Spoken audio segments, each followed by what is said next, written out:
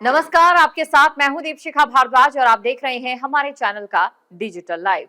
बागपत से एक हैरान कर देने वाला मामला सामने आया है। हैरानी तब होती है जब यहां पर एक साथ ट्रिपल मर्डर की एक वारदात सामने आती है।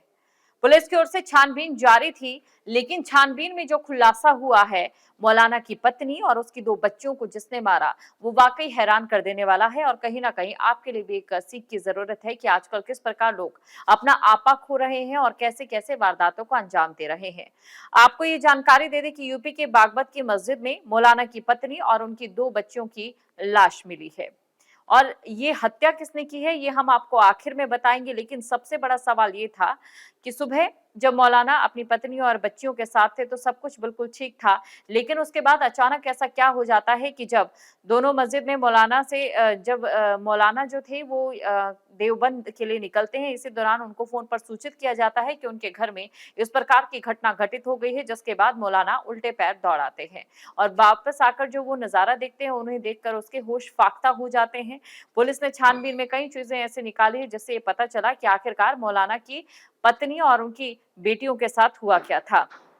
आपको बता दें, शनिवार सुबह 9 बजे मौलाना इब्राहिम ने पढ़ाई करने के लिए दोनों छात्रों की पिटाई की, जिसके बाद दोनों छात्रों ने रंजिश के लिए पत्नी और दो बच्चों को मार डाला। जी हाँ, दोनों मस्जिद में ही मौलाना से तालीम ले रहे थे। अब क्या हुआ है ये आपको बताते हैं। 1 बजे का समय था। दरअसल 1 बजे जो छात्र थे जिनकी सुबह मौलाना ने पिटाई की थी वो मस्जिद में घुस आते हैं और यहाँ पर जो उनकी पत्नी और दोनों बच्चियां सोई हुई थी उन्हें मौत के घाट उतार देते हैं। इसमें उनकी पत्नी इसराना और बेटियां सोफिया और साथ ही सुमैया कमरे में सो रही थी। आरोपी छात्रों ने सोते वक्त ही हथौड़ा मारकर तीनों को मौत के घाट उतार दिया। यानी छात्रों ने 4 घंटे में ही पिटाई का बदला ले लिया। आप अंदाजा लगा सकते हैं कि 4 घंटे में ही यहाँ पर पिटाई का बदला लिया गया है। किस प्रकार से यहाँ पर छात्रों के अंदर एक रंजिश की भावना पनप रही थी और इसी रंजिश की वजह से यहाँ पर उन छात्रों ने मौलाना और साथ ही मौलाना की जो पत्नी है और साथ ही मौलाना की जो बेटियां थी उन्हें मौत के घाट उतार दिया।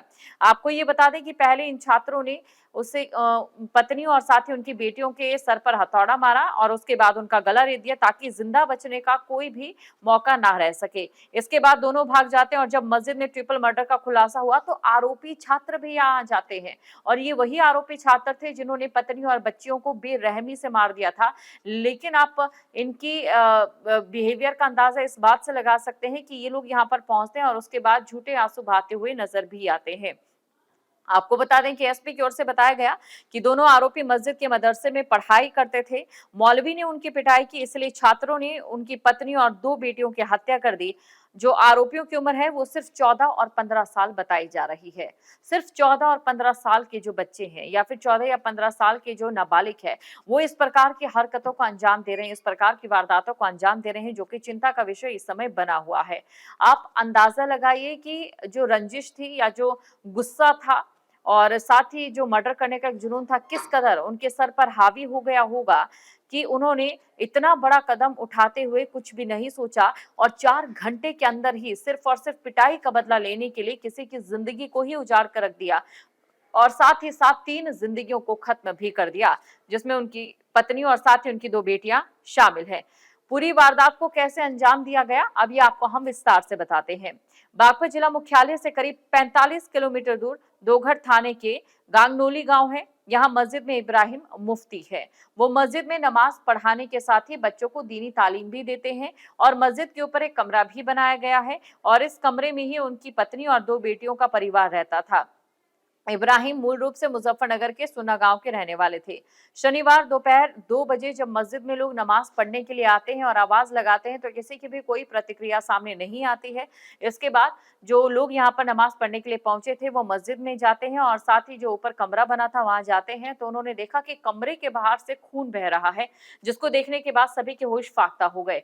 लेकिन अभी उन्होंने कमरा खोलकर जो देखा, देखने वाले थे वो वाकई उससे भी कहीं ज्यादा खौफनाक था। ऐसे में जो लोग यहाँ पर पहुंचे उन्होंने दरवाजा खोला तो अंदर का दृश्य देखकर वो और भी ज्यादा हैरान हो जाते हैं। उनके पांव तले जमीन खिसक जाती है। पता चलता है कि उनकी मौलाना की जो पत्नी है और दोनों बेटियां दोनों वहां पर मृत अवस्था में पड़ी हैं। दोनों के सर पर हथौड़ों से वार किया गया है और तीनों के सर पर जो है हथौड़े से वार किया गया है और तीनों का जो गला है वो रेत दिया गया है। और उसके बाद शनिवार जब इसके बाद सूचना दी जाती है मौलाना को, तो मौलाना यहाँ पर तुरंत वापस लौटते हैं। ट्रिपल मर्डर से तब तक हड़कंप मच चुका था। सैकड़ों की संख्या में लोग मस्जिद पहुंच गए थे। पुलिस के सीनियर अफसर भी पहुंच गए थे। लोग हंगामा करने लगे और आरोपी की गिरफ्तारी की मांग करने लगे। जिस वक्त ये वारदात हुई उस समय मौलाना जो है वो घर पर नहीं थे। वो देवबंद में अफगानी विदेश मंत्री मुत्तकी के स्वागत के लिए गए हुए थे। आसपास के लोगों ने जब उन्हें सूचना दी तो वो उल्टे पैर वापस आ जाते हैं। अब ये आपको बताते हैं कि जो पुलिस है वो कैसे आरोपियों तक पहुंची। जिस तरह से वारदात की गई थी उसमें लूट जैसा कोई भी एंगल नजर नहीं आ रहा था। सिर्फ 3 लोगों की बेरहमी से हत्या कर दी गई थी, जिसमें मौलाना की पत्नी शामिल थी, मौलाना की बच्चियां शामिल थी। लेकिन वहां से किसी भी प्रकार की लूट नहीं की गई थी, ना ही कोई सामान बिखरा हुआ था। ऐसे में पुलिस को ये अंदाजा हो गया था कि ये लूट का मामला नहीं हो सकता है, बल्कि ये मामला सिर्फ और सिर्फ आपसी रंजिश का हो सकता है। ऐसे में पुलिस का जो शक है वो सबसे पहले मौलाना इब्राहिम पर गया। इसकी वजह ये भी थी कि मस्जिद के अंदर लगे सभी सीसीटीवी कैमरे बंद थे। तो ऐसे में जो सबसे पहला शक है वो कहीं ना कहीं मौलाना पर ही गया था। पुलिस ने मौलाना के पहुंचते ही पूछताछ के लिए उनको हिरासत में ले लिया। पुलिस ने मौलाना से सवाल जवाब किए और वो सब कुछ बताते चले गए। इसके बाद पुलिस ने उन्हें छोड़ दिया। डीआईजी फॉरेंसिक टीम और डॉग स्क्वाड की टीम भी यहाँ पर पहुंची। पुलिस ने मस्जिद के गेट पर लगे सीसीटीवी कैमरे को चेक किया, आसपास के सीसीटीवी कैमरा चेक किया और इसमें 2 छात्र मस्जिद के बाहर टहलते और फिर 12:30 बजे मंदिर के जो माफ कीजिएगा मस्जिद है उसके अंदर घुसते हुए नजर आए। पुलिस ने दोनों नाबालिग छात्रों को हिरासत में ले लिया। शुरुआत में वो आनाकानी करते रहे, लेकिन जैसे ही पुलिस ने सख्ती की तो दोनों छात्र टूट गए और उन्होंने अपना गुनाह कबूल कर लिया। सुबह 9 बजे मौलवी ने पीटा था और 1 बजे उनके परिवार की हत्या कर दी और महज 4 घंटे में ही इस पूरी वारदात को अंजाम दे दिया। हैरानी की बात है कि ये दोनों ही छात्र 14 से 15 साल के बताए जा रहे हैं। तो आप अंदाजा लगा सकते हैं इस समय नाबालिगों में किस प्रकार बदले की आग का जो खून है वो सवार दिखाई दे रहा है, क्योंकि इससे पहले भी कई ऐसे मामले जो हैं वो सामने आ चुके हैं। पुलिस पूछताछ में आरोपी छात्रों ने बताया कि शनिवार सुबह 9 बजे मौलवी इब्राहिम ने मदरसे में पढ़ाई के दौरान दोनों को पीटा था और इसके बाद 10 बजे सहारनपुर के देवबंद चले गए। दोपहर 1 बजे बदला लेने के लिए छात्रों ने मौलवी की पत्नी और दोनों बेटियों को मौत के घाट उतार दिया। आरोपियों ने बताया कि वो 1 बजे के करीब मस्जिद के अंदर जो है वो दाखिल होते हैं। वहां पर मौलवी की पत्नी और जो दोनों बेटियां हैं वो सो रही थी। उन्होंने कमरे में रखे हथौड़े से पहले तीनों के सिर पर जोरदार से वार किया और इसके बाद चाकू से उनका गला रेत दिया गया। दोनों बेटियों के शव को तख्त पर ही छोड़ दिया, जबकि पत्नी के शव को जमीन पर रख दिया और मौके से भाग गए।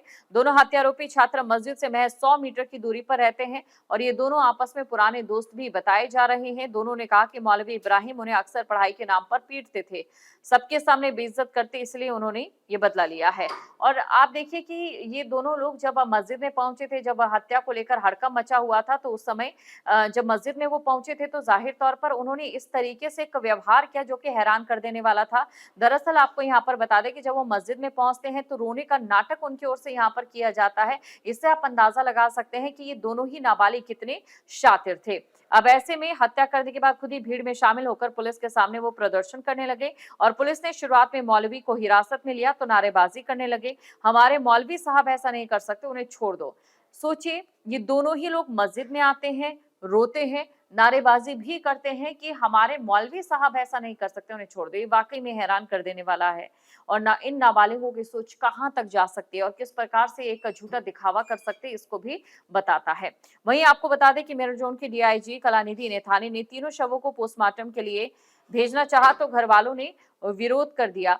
महिलाओं की पुलिस से धक्का मुक्की भी हुई और डीआईजी के समझाने के बाद बमुश्किल लोग यहाँ पर माने। हैरानी की बात यह है कि आए दिन इस तरीके के जो मामले हैं वो सामने आ रहे हैं। उससे बड़ा सवाल ये है कि ज्यादातर जो ऐसे मामले हैं उसमें जो नाबालिग है वो विभत्स तरीके से घटनाओं को अंजाम दे रहे हैं, यानी कि घटना देने के तरीकों में लगातार क्रूरता बरत रहे हैं। ऐसे में बड़ा सवाल उनकी मानसिकता को लेकर भी यहाँ पर खड़ा हो रहा है। आखिर क्या वजह है कि नाबालिग इस कदम की ओर बढ़ते नजर आ रहे हैं। फिलहाल यहाँ पर ट्रिपल मर्डर की गुत्थी को सुलझा लिया गया है, लेकिन देखने वाली बात ये रहेगी कि इस मामले में क्या आगे और भी कोई खुलासा होता है। फिलहाल जिन्हें हिरासत में लिया गया है, दोनों आरोपी छात्रों को, उन्होंने ये बता दिया है कि मौलवी ने उन्हें सुबह पीटा था और साथ ही साथ उन्हें बेइज्जत किया था, इसीलिए उन्होंने पत्नी और बेटियों को मारकर ये बदला लिया है। जहाँ भक्ति है हर शब्द में, कथाओं में छुपे हैं दिव्य रहस्य और ज्योतिष देता है जीवन को दिशा। धर्म से जुड़ी हर बातों को जानने के लिए हमारे चैनल स्तुति को सब्सक्राइब करें। चैनल पर जाने के लिए इस लिंक पर क्लिक करें।